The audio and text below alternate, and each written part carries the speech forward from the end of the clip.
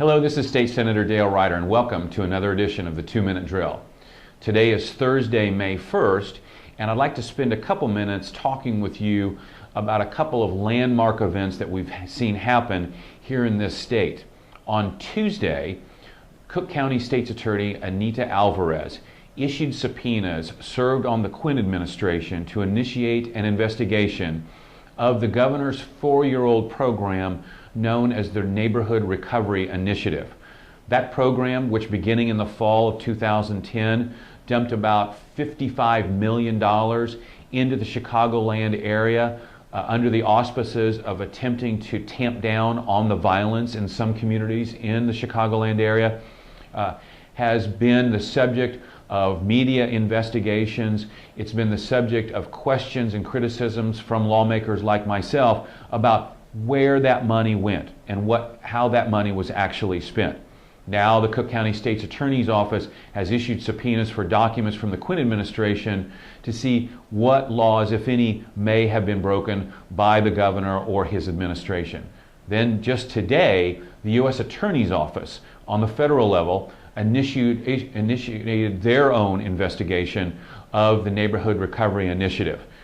Now, I don't talk about these issues here today to simply pile on, to be just another lawmaker who can jump up and down on the governor's head or the Democrats' heads about this issue, because I don't need to do that.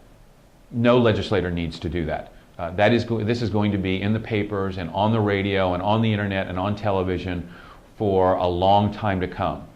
I raise this issue because of this, because year after year after year, I talk to you, other legislators talk to their constituents about the importance of transparency in government, about the importance of asking questions about if we're going to create a new program and we're going to send tens of millions of dollars over here or hundreds of millions of dollars over there, what is that money for?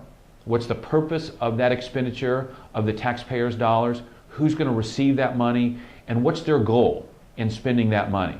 More and more in the last several years, the answers by Democrat lawmakers and by the governor have been, we'll tell you later. Or, you know what, it's going to go to do good things. We're going to go help this population or help that population, with no detail. The more and more that happens, the more subpoenas get served, the more investigations get opened. And that, unfortunately, is where we find ourselves today.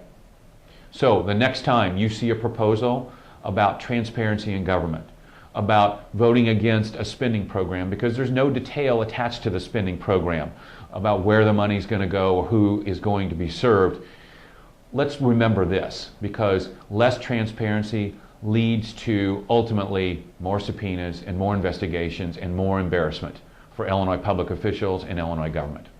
Thanks again for joining me on this edition of the 2-Minute Drill. Have a terrific weekend.